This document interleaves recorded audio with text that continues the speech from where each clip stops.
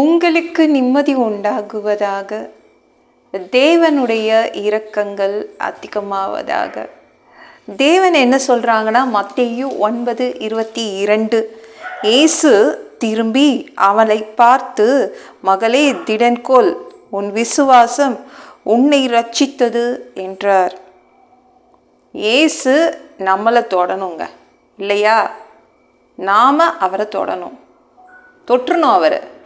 எப்படி அவரை தொடுறது? அவர் நம்மளை தொடலையா, நாம் அவரை தொற்றணும். எப்படி தொட முடியும்னா, உங்கள் விசுவாசம் அவரை தொடும். எந்த இடத்துல அவர் பரலோகத்தில் இருந்தால் கூட உங்கள் விசுவாசம், உங்கள் நம்பிக்கைகள் அவரை தொட்டு விடும். உங்கள் கவனத்தை மட்டும் சிதற விடாதீங்க, எந்த பக்கமும் பார்க்காதீங்க. உடனே சுகம் கிடைக்குது, உங்களுடைய எல்லா பிரச்சனையும் சரியாகுது, நிம்மதி கிடைக்குது, பிரச்சனைகள் எல்லாம் ஓஞ்சிடும். ஏன்னா உங்ககிட்ட இருக்குதுல்ல அந்த நம்பிக்கைகள் பெருசு. நீங்கள் ஏசு மேலே பெரிய நம்பிக்கைகள் வச்சுருக்கீங்களே, அது போதும்.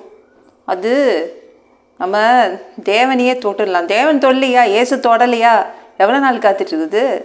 நம்ம தான் தொட்டுட்டு போயிடணும். எப்படிங்க தொடுறது?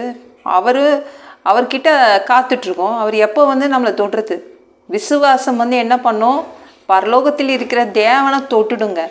உங்ககிட்ட நம்பிக்கைகள் இருக்குல்ல, அது தேவனையே தொட்டு விடும், தொட்டு சுகத்தை வாங்கி கொடுத்துடும்.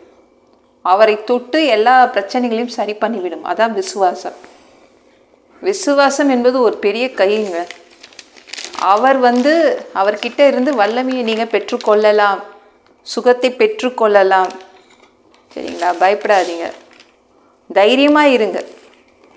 உங்கள் நம்பிக்கையே உங்கள் பிரச்சனைகளை சரி பண்ணிடும், உங்கள் வியாதிகளை சரி பண்ணிடும்.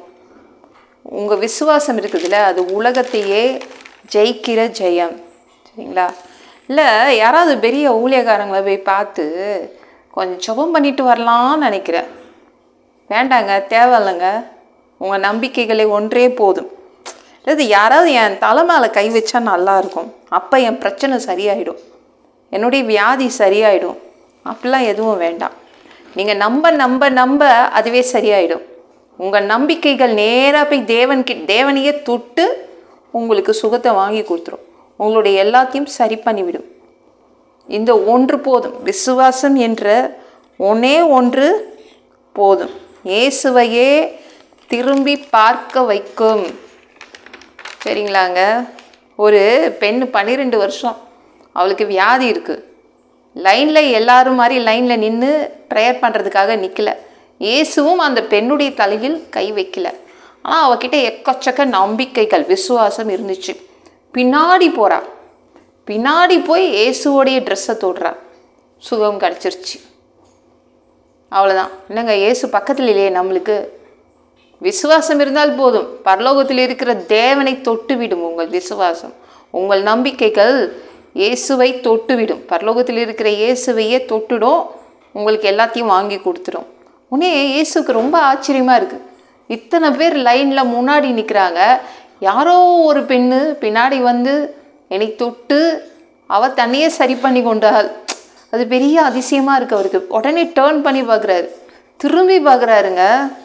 அம்மா, உன் விசுவாசம் ரொம்ப ரொம்ப பெரியது, நான் ஒன்றும் செய்யலை, உன் விசுவாசம்தான் உன்னை காப்பாற்றினது அப்படின்னு அந்த பெண்ணை பார்த்து திரும்பி சொல்கிறாரு. ஓகேங்களா? ஒன்று இயேசு தொடணும், இல்லைன்னா இயேசுவை நீங்கள் தொடணும். அதான் இயேசுவை நீங்கள் தொட்டுடுவீங்க. ஏன்னா உங்ககிட்ட எக்கச்சக்க நம்பிக்கைகள் இருக்குது. நீங்கள் இயேசுவை தொட்டு நீங்களே சரி பண்ணிப்பீங்க, உங்களுக்கு சுகத்தை வாங்கிப்பீங்க. அப்படிப்பட்டது தான் இந்த விசுவாசம், இந்த நம்பிக்கைகள். இயேசு மேலே நம்மளுக்கு அதிகமான நம்பிக்கைகள் இருக்குல்ல, அது ஒன்று போதுங்க, அப்படியே சரியாயிடும், எல்லாமே அதுவாக சரியாயிடும். இந்த வீடியோ பிடிச்சிருந்துச்சுன்னா மற்றவங்களுக்கு ஷேர் பண்ண மறக்காதீங்க. கர்த்தர் தாமே உங்களை ஆசீர்வதிப்பாராக. ஜெபம் பண்ணலாமா? அன்பு பிதாவே, உங்கள் பிள்ளைங்க உங்கள் பாதத்தில் வந்திருக்காங்கப்பா. சாமி, இரக்கம் செய்யுங்க, இறங்குங்க அப்பா. இன்னைக்கு உங்கள் பிள்ளைங்க விசுவாசத்தை கொண்டு உங்களை தொட போகிறாங்க.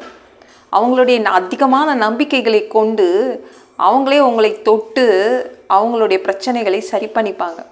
அவங்க வியாதியை அவங்களே சுகப்படுத்திப்பாங்க, உங்களை தொடுவாங்க, விசுவாசத்தினால் உங்களை தொடுவாங்கப்பா. நன்றி. எல்லா பொல்லாத பிசாசுகள், ஏவல்கள், மந்திரங்கள், தற்கொலை ஆவிகள், பயத்தின் ஆவிகள், பலவீனப்படுத்துகின்ற ஆவிகள் எல்லாம் இயேசு என்ற பெயரினை கொண்டு துரத்துகிறேன். ஓடிப்போ. உங்கள் பிள்ளைங்கள இரத்த கோட்டிக்குள் மறைச்சிக்கோங்க. பரிசுத்த ஆவியால் நிரப்புங்க. ஞான ஸ்நானம் எடுக்கணும். ரட்சிப்பீராக. இயேசுவின் காயப்பட்ட தழும்புகளால் எல்லா வியாதிகளும், எல்லா பலவீனங்களும், கேன்சர் போன்ற வியாதிகளும், மரண படுக்கைகளும் சரியாகுவதாக, பரம்பரை வியாதிகள் சரியாகுவதாக. மனிதனாக பிறந்தா ஜீவ புஸ்தகத்தில் பேர் இருக்கணும்பா. அப்படி இல்லைன்னா அந்த மனுஷனை பிடிச்சி நரகத்தில் தள்ளிடுவீங்க. தீ எரிகிற இடத்துல எப்படி வாழ்கிறதுப்பா? பரலோகத்துக்கு வர்றதுக்கு தான் ஆசைப்படுறோம் பா. தயவு செய்துப்பா அடித்து உதச்சி திருத்தி பரலோகத்துக்கு அனுப்பிடுங்க. கழுவப்படாத பாவங்கள் இருந்தால் உங்கள் திரு ரத்தத்தை கொண்டு கழுவி எங்களை பரலோகத்துக்கே அனுப்பிடுங்க. எந்த ஒரு இமைப்பொழுது நீங்கள் வருவீங்கன்னு இயேசுவை வணங்கி வணங்கி காத்துட்ருக்கோம். சுத்தமாக வாழ்ந்து காத்துட்ருக்கோம். சாமி, அந்த ஒரு இமைப்பொழுதில் உங்களுக்கு ஒப்பான உடம்பு எங்களுக்கு கொடுக்கப்படும். அதை பெற்றுக்கொண்டு மதிய வாரத்தில் உங்களை சந்திக்க வருவோம். அந்த தருணத்தை இழந்துடக்கூடாதுப்பா. நன்றி அப்பா. 7 வருடம் அந்தி கிறிஸ்து ஆட்சியில் விட்டுட்டு போயிடாதீங்க. பிசாசு நடத்தும் ஆட்சியில் எங்களை விட்டுட்டு போயிடாதீங்க. பரிசுத்தமாக வச்சுக்கோங்க. 3வது தடவை கூட நீங்கள் வருவீங்க. 1000 வருடம் இந்த பூமியை ஆட்சி செய்வீங்க. அந்த காலத்தையும் நாங்கள் பார்க்க ஆசைப்படுறோம். எல்லாவற்றையும் ஒப்பு கொடுக்குற இயேசு முழிச்சவங்க கேளும் பிதாவே. ஆமென். நாளைக்கு பார்க்கலாம்.